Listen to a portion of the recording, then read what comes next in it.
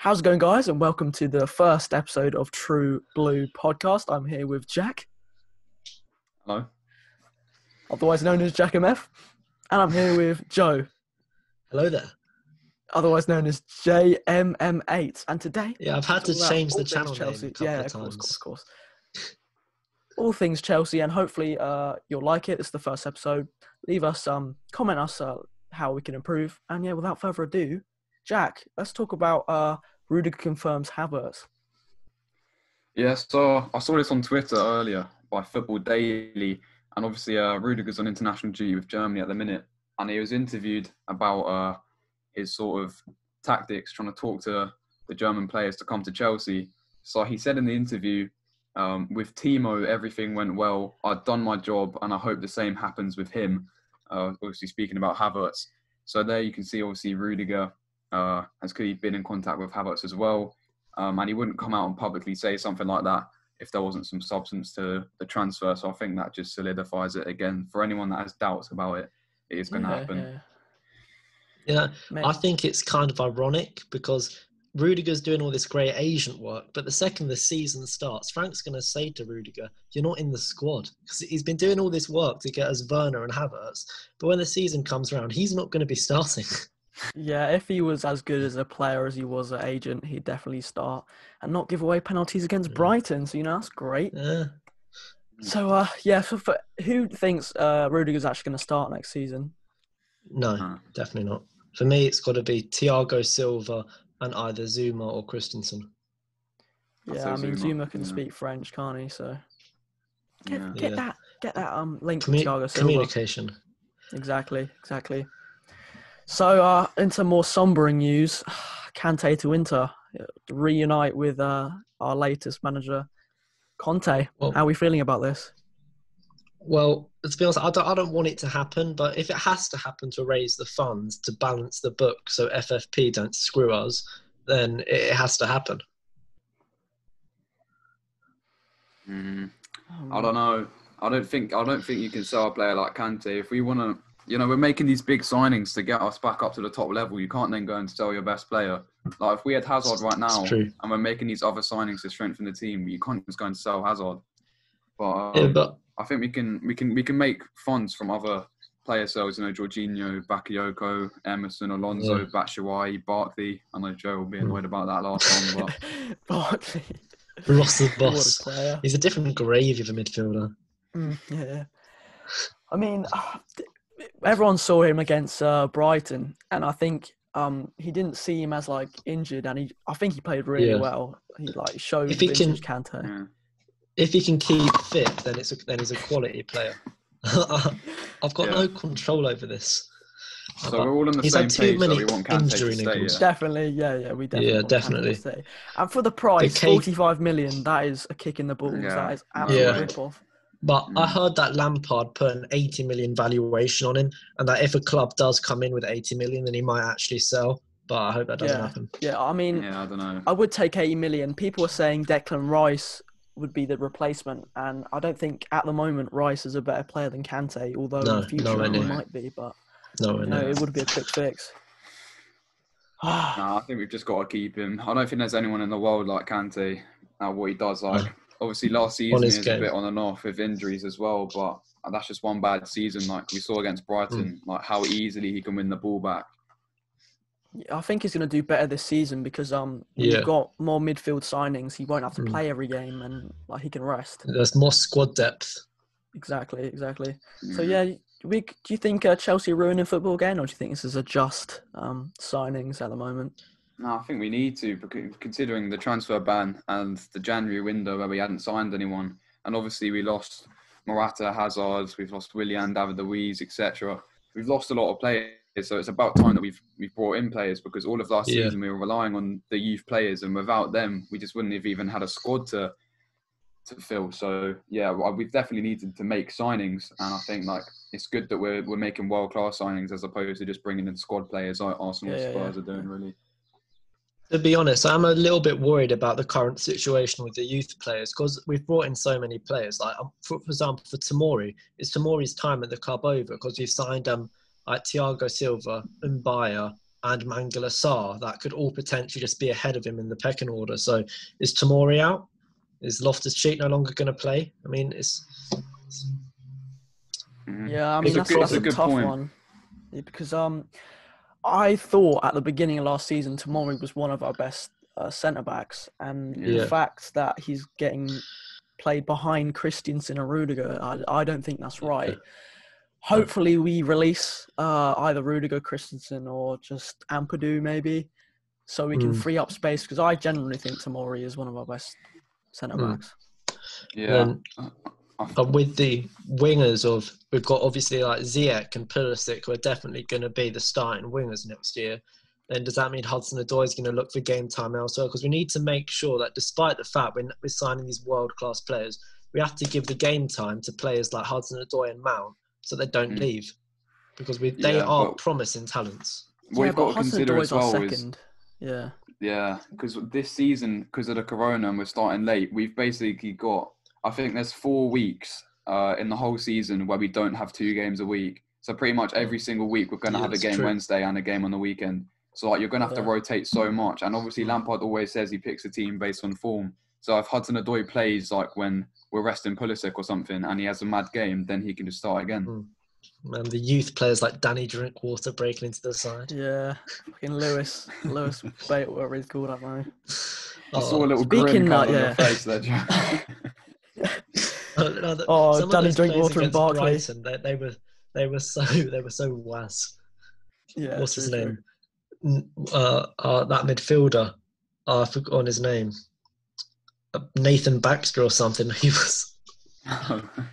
Yeah, just give him a couple minutes against Brighton. That's about it. It's Plymouth Argyle for you, mate. Yeah. Speaking of Lampard, it was either Cech or Lampard who backed Kepa, and Kepa wants to stay at Chelsea, even though we are looking at Mendy. So, what do you think about Kepa this season? Should he leave? Should he stay? Should he go? Well, should he stay or should he go? If he stays, there will be trouble. If he goes, there will be double. I had to fit it in there, but on last season's form, he had to go. But the thing is, his first season, he was actually quite decent. Like in the penalty shootouts against Frankfurt and Spurs, like he showed that he can be a brilliant keeper, but he's not consistent enough. And there is the argument that he's only 25 and he can improve. But I'm thinking maybe loan him out. And then if he does really well at the loan club, maybe try and reinstate him into the team. But for me, we've got to get a different starting keeper for next year. I mean, with Mendy, I think this is great for Kepa because it's going to push him more than Willy Caballero does. And hopefully we can see the best out of Kepa. This is definitely his last season. And if he doesn't perform, I think he's off to Belarus. Dynamo Minsk for you, mate. I think we definitely need to bring in a goalkeeper. Like maybe it doesn't have to be Donnarumma, because if we bring in someone like that, then I think that just instantly shows that Kepa's out the side. But if you bring in someone like Mendy or Maignan, however you pronounce it, then you can challenge Kepa, because I think Caballero now, he's turning 40. I don't think you can have that as your backup if Kepa's in bad form. You can't be playing Caballero when we're bringing in signings like Havertz and Werner. So I think we've got to bring in someone to test Kepa. But I think in his first season, like Kepa was good. He made some big saves and like kept us in some games. Just last season he was so bad. But I think with like Thiago Silva in front of him as well, that might give him a bit more confidence. So I think we should give him another season, and then if not, we might just have to offload him. Because goalkeepers' performances are based on like his confidence, and I think if we're having a better defense, he's just going to become better. And I think with Thiago Silva again, he's just going to become better, and with the confidence will become better and better. But it could go the other way. But it's interesting season for Kepa. Yeah, interesting one. But what we were speaking about before, Barkley, it's a bit of a going off topic a bit. I wanted to hear what you thought about that, Joe, because obviously there's been links with him to West Ham amongst other clubs. Well, we know that Barkley's been offered as like a paperweight for a Declan Rice deal, but West Ham won't have none of that. But personally, my opinion of Barkley, on his day, he can be an absolute different gravy of a baller. I won't lie to you, we saw against Liverpool and against Everton and against Watford as well, but he played absolutely banging. But the thing is, he's too inconsistent. He's like, he chooses when to turn up or not. He doesn't really. It's like you've been offered a chance at a top club like Chelsea, but you're still playing like you're at Everton's level. So he didn't make that step up. He's 26 now. It's make or break time for his career, and he does need regular game time if he wants to, get into the England squad. So I think for him personally, he should move. But I mean, for me personally, he's got to have the captains up. No, I'm joking. Barkley, he should leave because he's not going to get any game time behind Havertz, Mount, Loftus-Cheek. But Loftus-Cheek can't play in a number 10. But he's definitely bottom of the pecking order when it comes to those attacking midfielders.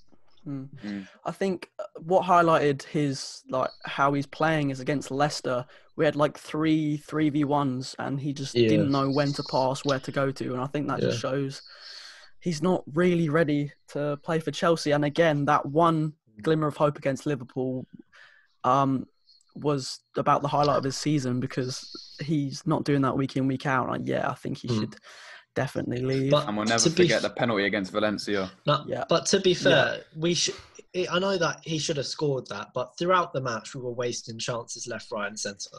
So it sort of just epitomised the match for us that day. But that missed penalty was the difference of us getting absolutely raped by Bayern and playing fucking Valencia. I don't know. No, you can't make that judgment, because Kepa should have saved at least half of the goals we conceded in the group stage. Yeah. Speaking of brilliant English talent, Conor Gallagher off to Crystal Palace. How are we feeling about that? Well, I think it'd be a good loan move for him, but it's sort of the same situation with Barkley. He's near the bottom of the pecking order for, the number 10 position. So unless he, does really well at Palace and scores 20 goals or something, unless he really cements himself, then I don't really see a future for him at the club. Because, he's 20 years old, and then Havertz is 21 and Mount's 20. So, I mean, he's not exactly extremely young. Yeah. True. Yeah, I think the amount of players in that position as well. He played, when he came on against Brighton, he played sick. And, we've all seen him at Charlton doing our scouting mission. I generally thought he was going to break into the squad this season. But again, a loan move can only be good. And I think he's definitely ahead of Barkley and Drinkwater. So, that is good stuff. He'll want to at some point leave Chelsea if he doesn't get into the first team, because when you're a youngster at Chelsea, at times you end up getting more loans than the unemployed. So, I mean, he does need to get out. Yeah, definitely. And finally, if not the highlight of this week, the new kit, because Conor Gallagher's going off to. Well, we don't know. Conor Gallagher's going off to Crystal Palace, and our third kit is pretty much a Crystal Palace kit. But that was rank. The new gold and black kit, Jack. Talk about it. Oh, that's beautiful. I think it's delightful. Yeah. I was going to get the Palace looking kit anyway, just because I wanted to get. I've already got this one. I've got the new home one as well, so I'm waiting for the new one, the new red and blue one, so I can get Havertz, Ziyech, and Werner on all three. So yeah. That was my thinking, but yeah, the kit itself, it's not great, is it? And it's red. With Chelsea, you can't go red. Liverpool don't have blue kits, so yeah, I don't know. I'm not a fan, and this black and gold one, it's just classy. Imagine just under the lights wearing that. Yeah, especially on Champions League nights wearing that. It's just beautiful and golden. Away to Real Madrid and the Bernabeu. Yeah. Yeah, the golden stripes down the side. That's class. That's an extra bit of reminds me of the 2013 kit. Yeah, I was just the golden thinking bits on the side. Yeah, when you won the Europa League that year. Yeah, but I don't know, because footy headlines always seems to get it right, and I've seen loads of photos of the blue and red one, so we can only hope. The blue and red one needs to go in the bin straight away. Yeah, right. And I think to end, what are we thinking about for predictions next season? I know we finished 4th. We are letting about 54 goals. We scored 3rd best. So where are we hoping Chelsea can get to next season? It all depends. It all depends whether Man City sign Messi. If City sign Messi, they'll win the league. If City don't sign Messi, it's going to be more even. But regardless, I think we'll probably get second, but we are going to win the FA Cup and the League Cup and then get a Champions League semi-final, hopefully. Bold. Yeah, I definitely think at least one trophy. I mean, we were so close to the FA Cup this season, and I know that was so annoying. Kovacic's red card. Yeah. I was screaming either at the that League Cup or ball FA Cup. Yeah, Well, but probably I think we'll do both. better in the Champions League as well. Yeah, I can we see us definitely having do a good better. run. And we need to make sure we get a good draw in the group stage. Yeah. So 54 goals we let in this season with Thiago Silva and Ben Chilwell. How many do you think we're going to let in this season in the Prem? Well, I don't know if you saw my stats breakdown of Ben Chilwell on my channel, but his defensive stats are actually much, much better than all the other fullbacks. Because if you saw the graph of his stats compared to the other fullbacks, Alonso's attacking stats were much better, but Chilwell's defensive stats just stood out so badly in comparison. So I think with Thiago Silva's experience and Ben Chilwell's actual ability to defend, and if we do sign a different keeper, we'll concede a lot less goals, and that could be very useful. Yeah, I mean, you can say what you want. Go on. I actually reckon, because we saw against Brighton Azpilicueta playing at centre-back, I reckon it's going to be Thiago Silva and Azpilicueta as a centre-back partnership for the next season, because I reckon that would be really solid. Yeah, I mean, I was going to say, you can say what you want about, Chilwell maybe not being on that top level and Thiago Silva being too old or whatever. But when you look at the players we've got in them positions right now, Alonso and Emerson, and then Rudiger, Christensen, etc., Chilwell and Thiago Silva are such a step up from them players that it's bound to improve our defence. So, yeah, I think 54 goals this season, I'm thinking if we can get, early 40s, that's the worst in the that'll top be a 10. big improvement. Yeah. And not only is Thiago Silva going to help concede less goals, he's a leader and he's going to teach our young defenders as well how to defend properly. So, it's going to hopefully low 40s, definitely. Yeah. I mean, the attack speaks for itself, really. Yeah, 100 goals the attack's scored. a different gravy. It's so slick. Yeah. Werner to Ziyech, the games Ziyech at to the bridge are going to be Havertz. insane.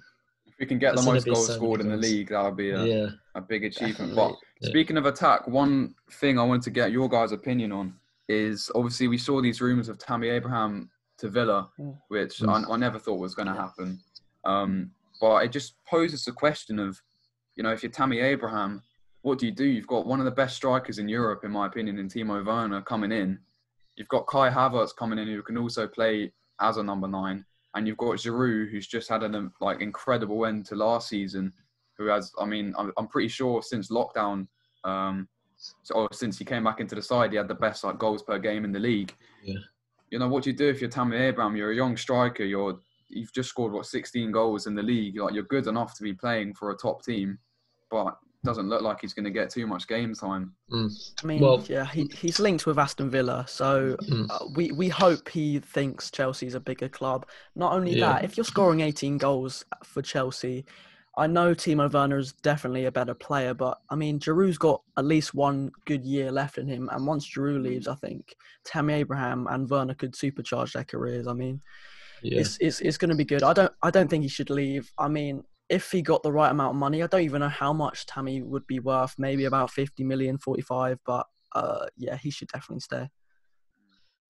But it's sort of like how you said earlier, is that we're going to have so many games next year that Tammy Abraham will definitely get game time.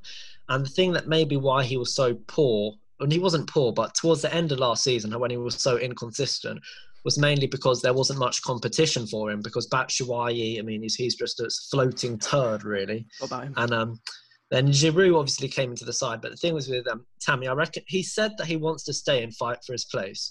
And I think that Giroud might leave the club because he wants to make sure he gets into the France squad for the Euros. And Lazio and other clubs are interested in him. So I think if Giroud leaves, which will be good for his career, so he can get into the French squad, then we have starting Werner and then Tammy as the reserve striker who can fill in. And also, we haven't really talked about this, but Werner could potentially play on the wing, and then we could have Tammy down the middle. But I think Werner down the middle is the best bet. I mean, again, with all these signings, people are saying Lampard's not going to play youth, but for sure, Reece James is going to play. Mason Reece Mount is James pretty is much starting. Lampard's son. And Love Tammy child. is going to play as well. So we're definitely Yeah. going to keep this youth, along with Tino Andrew and Broja. Of course, not Broja, but Tino Andrew, could come in as well. Do you think we'll do a 4-3-3 or a 4-2-3-1 with either Havertz in a number 10 or Havertz at a number 8?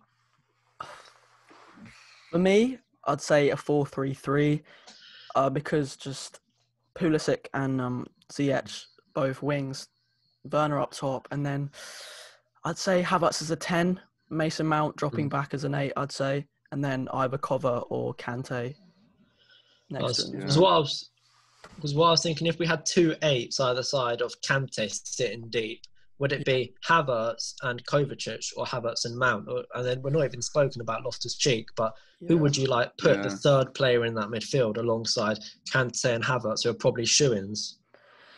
The one downside for Kovacic is his attacking interpus. So I'd say Mount would probably start, but again, Cover's dribbling and defensive is better than Mount. So it's a toss-up really.